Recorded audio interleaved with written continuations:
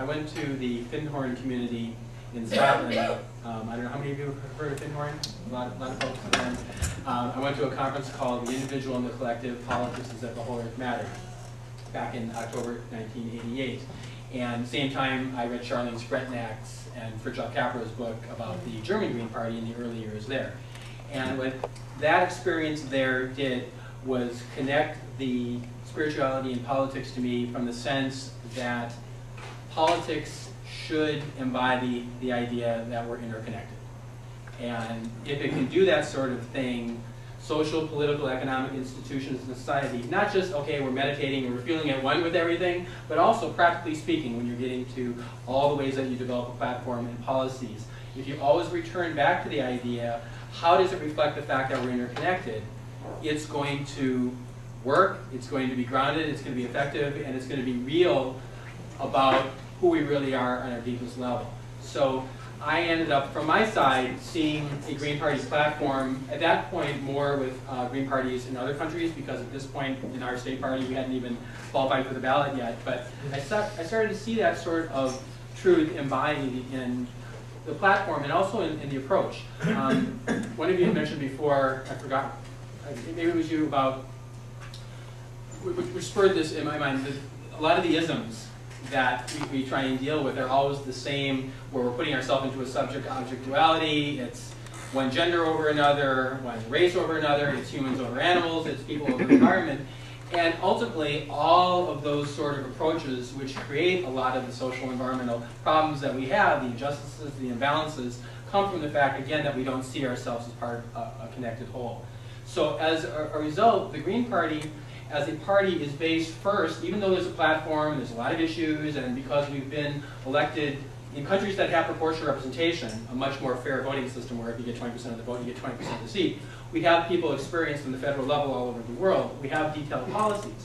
But predating the detailed policies, we're based on a set of values as a political party first and all. And it's interesting when you look at Democrats, Republicans, or pick your other party, and they tend to be based on maybe working for the rights or abilities or power for one group in society or another. And that's okay, you know, there's a world of freedom to organize oneself in different ways. But from our standpoint, rather than necessarily being for any particular group, we're based on ecology, social justice, grassroots democracy, nonviolence.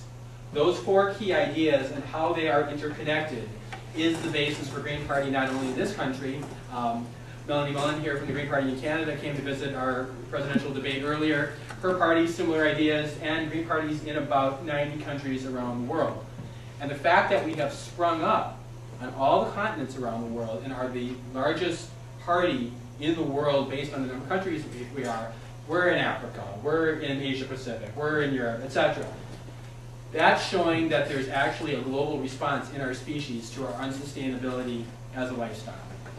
And that is drawing on something very, very deep. And I do like to believe that it's trying to embody some sort of spiritual truth. Now, Rabbi said to me before that you know, one of the concepts that you're working with is the idea of this awe and wonder. And of course, that brought back the quick contrast to the Bush shock and awe, you know, number one. And that really, when you go back and you realize again how interconnected, whatever it does, you know, it's a beautiful sunset, it's a, you know, playing piano, whatever it is in your life that brings it, or it's working through your political work and the hard political work to make those sort of connections, in my mind, that's really what, you know, political parties, politics should be about. And our party came together around the world by people who didn't feel represented by the existing major political parties. So people came out of social movements.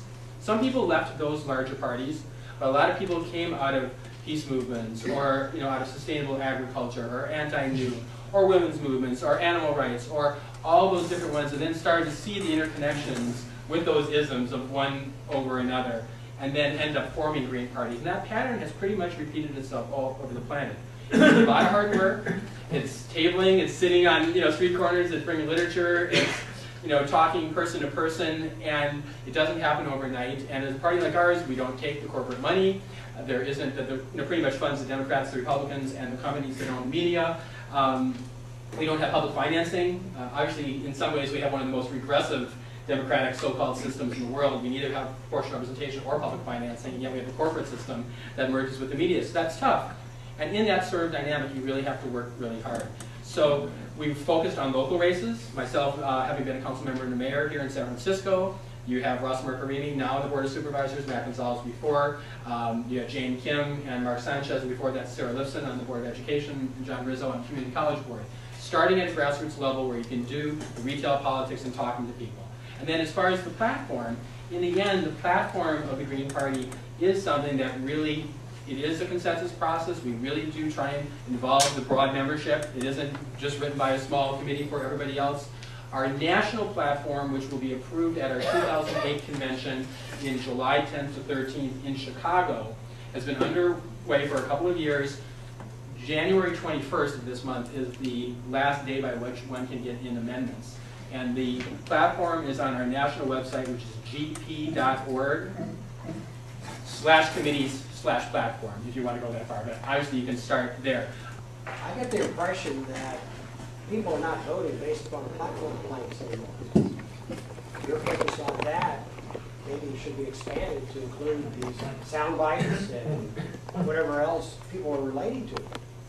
Certainly when you watch the news coverage of the current presidential debates in the larger parties, it's all about horse race, who's going to win, and very little on the substantive. And we're trying to practice what we preach and be different that way. The presidential debate we just had at Herbst College is going to be up on YouTube. By the way, check that out. Starting tomorrow, you just put in the presidential debate. So we're trying to actually practice what we preach and embody an issue-based approach. And the fact that in our general system around this country, 35 to 60% pick your election of registered voters tend to vote, and only 2/3 of eligible voters are even registered, says there's a large number of people who could respond to something that actually relates to the real issues in their life.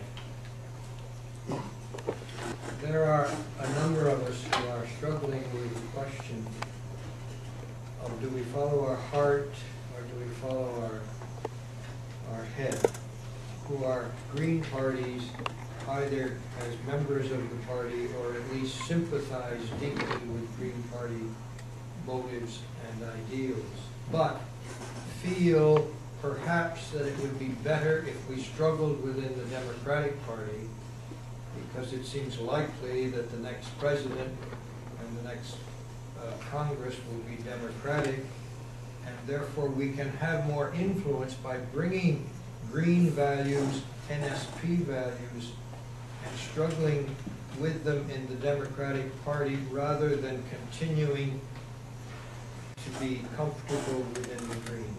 Can you speak to that? Sure. I think that, first of all, it's important to try and influence every environment that you're in, whether it's your workplace or the political arena. So I would never say don't try and impact. But the experiment of reforming the Democrats has been run over and over and over again, and it's a failed experiment. And at a certain point, other than in a few districts that are highly progressive, I live in Santa Monica, Berkeley, San Francisco, in most cases across the United States, you're not going to elect progressive Democrats. And therefore, you have to really look at what the limitations are of doing that sort of thing. Kucinich's 2004 campaign, for example, not only was minimized, but when he got to the convention, unlike the downplaying of Jerry Brown they did in '92 when he got to speak on Monday, Kucinich not only didn't get to speak, they took universal health care out of the Democratic platform at the convention, and yet Kucinich had to sit there and wave behind Kerry and basically, I felt, be really belittled for his work. The Jackson campaigns in '80 had a chance to go independent, didn't do it, stayed within the party. Ended up getting a lot of people excited for progressive change, but instead just kept people in the machine that uses them from our perspective for the most part, and there are a lot of great Democrats, but overall uses their energy but then doesn't deliver. You had Jerry Brown, you had Wellstone, you had Kucinich. So every 4 years there's somebody who's really progressive who runs and says, this time we're going to change it, and all of the great progressives rally around them, and then they're out by the time of Iowa, or if they try and appear in New Hampshire, like Kucinich just did, they don't get to be on the stage. So there's a point at which, how many times in the battered wife syndrome are you going to keep going back and say, yeah, but I know I can change you if I just love you enough. I mean, so I'm not saying disregard the Democratic Party, but where there are strong Green parties around the world, and you have the example of Cindy Sheehan running independently with a lot of Green and progressive Democratic support this time on Pelosi's race, power does respond to losing power. And if there is a threat of a progressive vote for Greens, if the Green registration goes up, you know, you can still vote in the general election and vote your strategic thing depending on which race at which time. Always hold on to that. But if the Green registration, you know, went up tenfold in California, believe me, the political consultants would be looking differently at what policies come out of Sacramento and DC. My question is more about what kind of work you're doing to ensure that your candidate gets equal airtime in the debates coming up, so your platform ideas can be communicated to Middle America. Sure, sure. The standards, if one can call it that, are moving targets. When Nader's numbers went up in 2000, for example, they moved the numbers up, and suddenly, you know, it was higher. And one of the interesting dynamics we had in '96, we had a Green, and then we had Russ Verney from Perot's campaign. I think it was '96, yeah. And they went into this closed-door meeting in D.C. where the 4 members from the Republican National Committee, the 4 members of the Democratic National Committee meet together to decide who gets to be in the debates. They got up to the door. Amazingly, they got into this hotel, got through all the who's who's, and went up and opened the doors. They knew Russ Verney from Perot's campaign. They didn't know our guy, John Bodine from Santa Monica. But when they walked in the room, literally, the RNC and DNC people left at that moment. Walked out. It was over. So those folks write the rules for those, and they're not going to let us in unless they see it to their mutual advantage, and it's rare for that to happen. One of the things Nader tried to organize, and really demands of social movement people like yourselves, is social movements need to hold political folks accountable, and in this sense, holding their own debates. Imagine if all the major labor unions in the United States said, you know what, for 5 minutes we're not going to just blindly follow the Democrats, and we're going to hold our own debate on labor issues.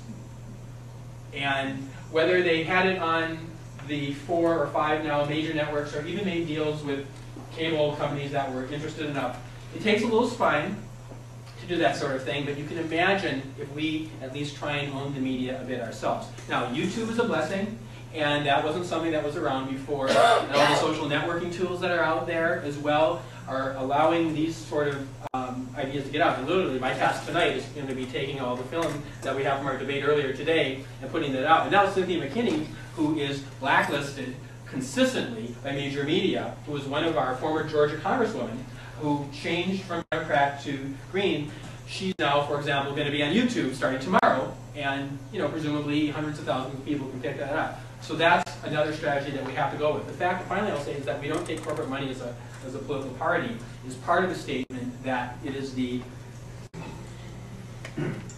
what's that word? The incest between the major parties and the money that owns the media that keeps the free flow of ideas. They just wouldn't let Kucinich and Gravel show up in New Hampshire either. So we don't take that as partly a political statement that we're trying to, again, embody the world that we're trying to create. Thank you. Thank you.